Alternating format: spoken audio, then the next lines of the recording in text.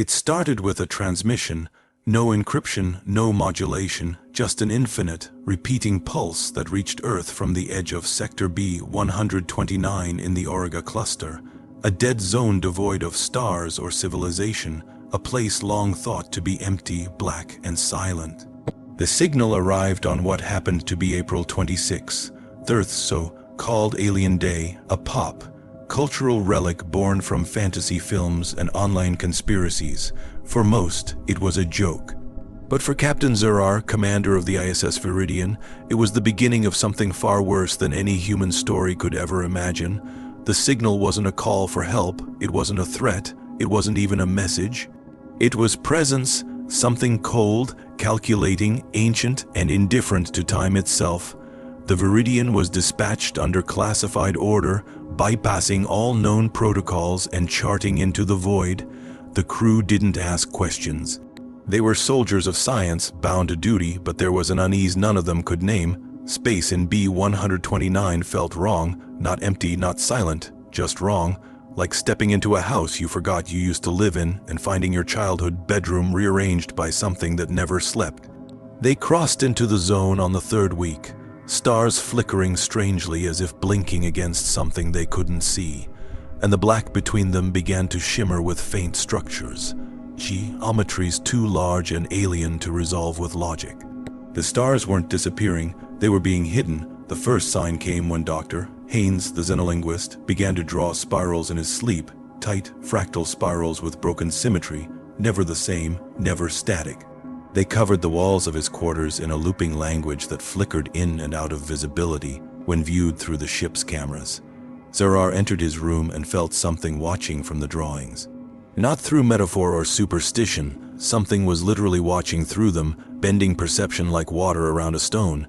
Haines refused food. He murmured in a tongue no one taught him and gouged out his ears on day 30, whispering, "They're not speaking, they're remembering." He died smiling, as if finally understanding something the rest of them couldn't. They spaced his body out the aft bay. It vanished into the darkness, but the spirals stayed on the walls, pulsing slightly, as if breathing.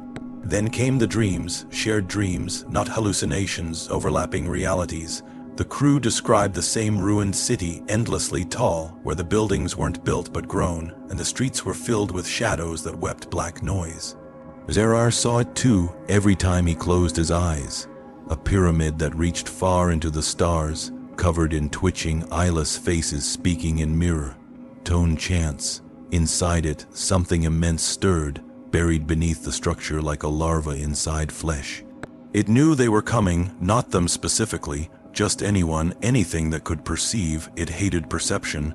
It hated eyes, minds, questions, because it could only exist in the absence of all three.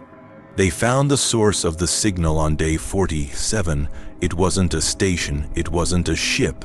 It was a monolith floating between gravitational currents larger than the moon, composed of a material that defied physical analysis.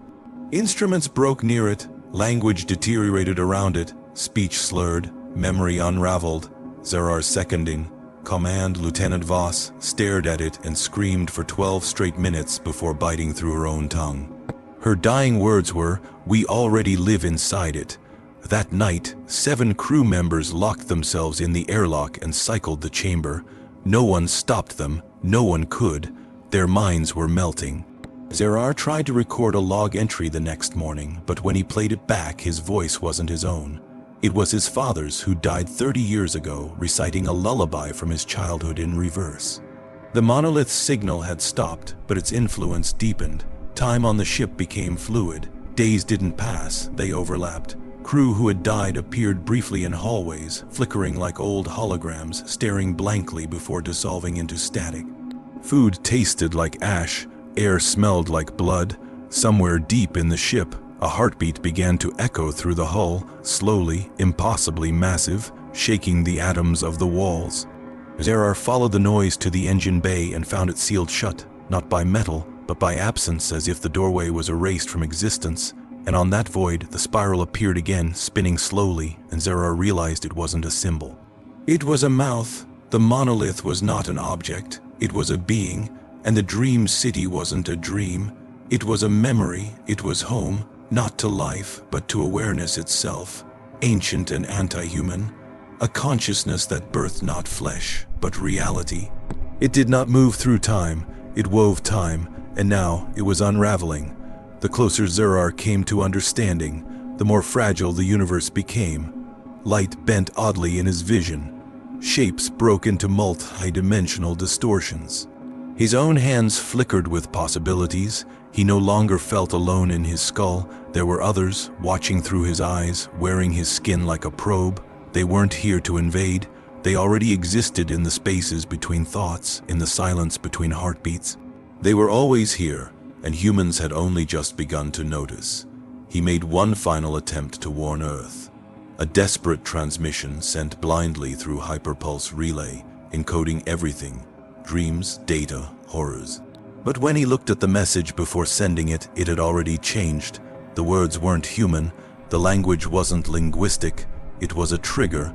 Just reading it caused nausea, vertigo, bleeding from the ears. One technician died instantly upon exposure. Zarrar sealed the message in a quantum vault and set it to self-destruct. He knew then truth was a virus and he was infected.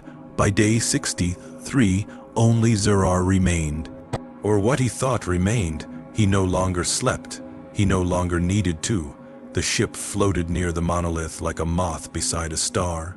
It no longer emitted light or sound, but Zarrar felt its attention, a pressure behind the eyes, a whisper with no voice that told him the story of everything, of how reality was not born, but imagined.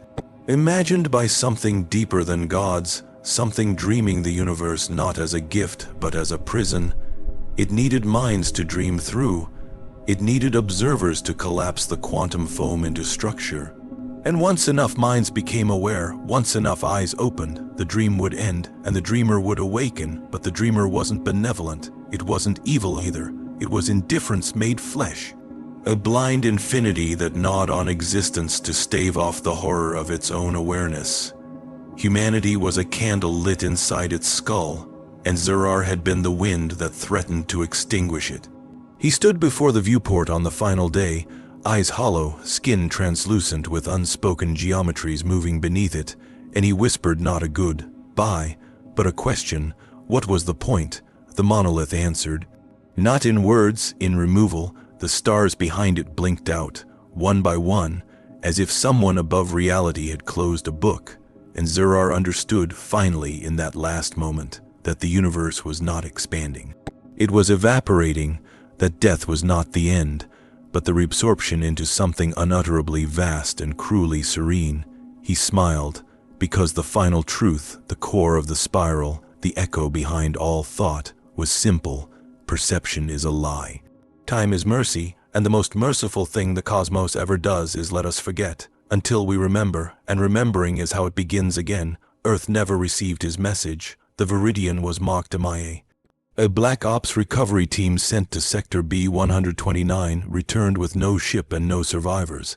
Only one fragment of audio looped endlessly in the wreckage, a child's voice whispering, "Happy Alien Day."